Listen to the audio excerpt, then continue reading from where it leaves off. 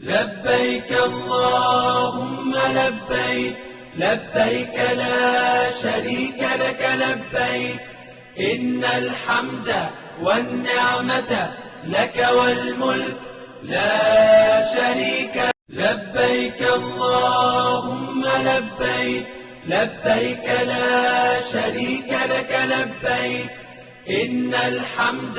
دوران حج شروعات میں تو اسٹیمپیڈ حادثات اور وبائی امراض انفیکشس ڈیزیزز جو ہیں وہ بہت زیادہ کامن ہوتی تھیں، اور جس کی وجہ سے بہت سارے لوگ دوران حج اسپتالوں میں داخل یا موت کا شکار ہو جاتے تھے.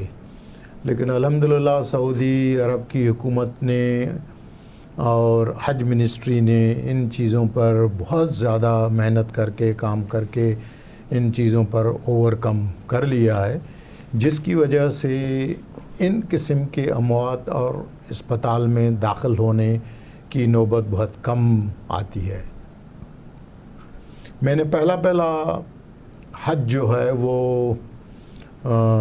2001 میں کیا، 2001 میں، کیونکہ 2000 میں سعودی عرب پہلی دفعہ منسٹری آف ہیلتھ کے ساتھ منسلک ہوا. اور شروعات میں یہ ہوتا تھا کہ پہلے سال جو ہے وہ حج کی ڈیوٹی کرنا جو ہے وہ کمپلسری ہوتی تھی. تو پہلے میں نے حج کیا خود سے، اس کے بعد پھر دوسرا حج جو ہے وہ اپنی فیملی کے ساتھ کیا. اور اس دوران جو ہے وہ تھوڑا سا مجھے اندازہ ہوا کہ دوران حج حاجیوں میں کس قسم کے پرابلم جو ہیں وہ زیادہ عام ہوتے جا رہے ہیں. تو پھر 2004 میں پہلی دفعہ میری ڈیوٹی جو ہے وہ منی الجسر اسپتال میں میری ڈیوٹی لگی. اور وہ جو حج کی ڈیوٹی ہوتی ہے وہ 15 دن کی ڈیوٹی ہوتی ہے. لیکن حج چنانچہ 5 تاریخ کے بعد جو ہے وہ 7 تاریخ منی میں جو ہے وہ حاجی جو ہے وہ جمع ہونا شروع ہوتے ہیں.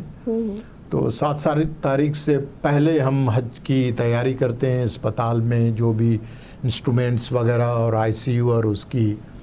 اور 7 تاریخ کے بعد جب حاجی آنا شروع ہو جاتے ہیں تو 7 تاریخ سے لے کر 13 تاریخ تک جو ہے وہ جب تک حاجی وہاں پر ہوتے ہیں تو پھر اسپتال میں حاجیوں کی دیکھ بھال امراض قلب کے حوالے سے جو ہے وہ ڈیوٹی کرنے کا موقع ملتا ہے. اس میں 12 گھنٹے کی ڈیوٹی ہوتی ہے. اس میں 2 ہم جو پہلی میری ڈیوٹی لگی تھی تو ہم 2 کارڈیولوجسٹ کی ڈیوٹی تھی، ایک سیرین ڈاکٹر تھا.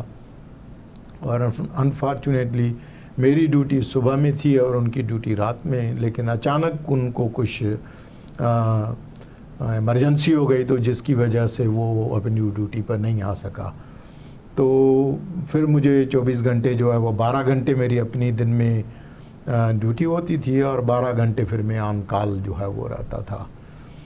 اور تو پہلی دفعہ وہاں میں نے محسوس کیا کہ اب سعودی حکومت نے انفیکشس ڈیزیزز پر اور ایکسیڈنٹس پر کافی حد تک کنٹرول کر لیا ہے.